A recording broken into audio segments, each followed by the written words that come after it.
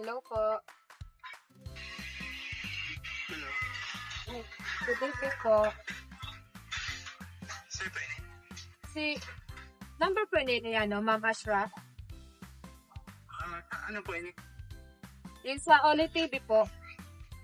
Oli TV? Opo, napili po siya na, para sa katawan po ni Oli TV sa Blessing. Iya po.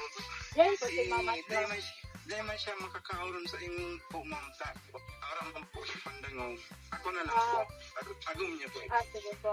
Saan po kami banda, kuya? Sa resettlement po, ma'am. Sa Gawin na po kami, kuya. Palahog. Balaog, ma'am. Batch 2 po sa Angkop. Po kang ispilahan. Oo. Sige po, kuya. Malapit na po kami, kuya. Ang gawin na po kami. Ang gawin na po kami. Malapit na. Hindi po, ma'am. Thank you, ma'am.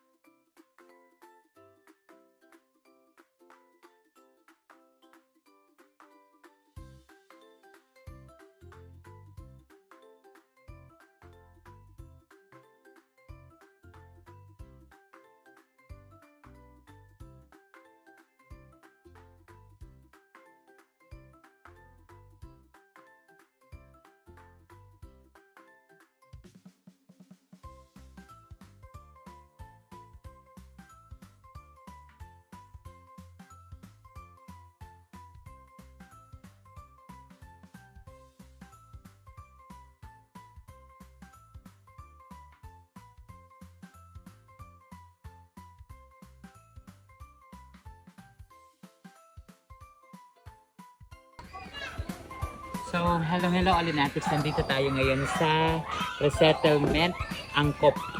Ay Purok 8, Tugnaw, Resettlement Angkop. Ano nangyari? Barangay 56 Taisan. So, may kinakatay na bata dito.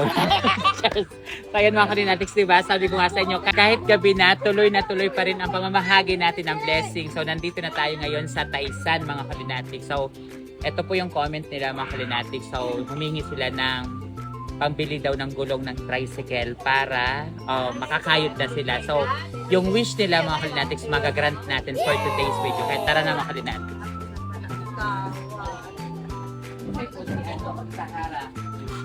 Ay, ikaw po si Ate Sahara.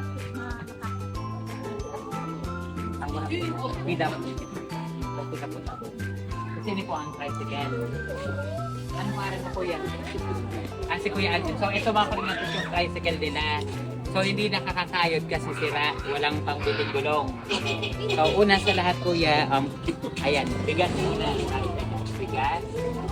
Tapos, next po is, ito po, pambili. 1,000 pambili. Okay na ba yan sa pambili mo? Ilang gulong ba kailangan? Ay, sarap na lang. So, ayan, makakakayod na si Kuya mga Kalinatics dahil may pambili na siyang gulong. Ayan mga Kalinatics, again, sabi ko nga sa inyo, tuloy na tuloy lang, ituloy nyo lang pagko-comment nyo dahil malay nyo, kayo na ang next mapunta ni Santa Oli tulad nito sa kanila na nabigyan ko ng ngiti, saya at blessing kahit gabi na. I love you all mga Kalinatics. God bless us all. Oli lang. Mwah.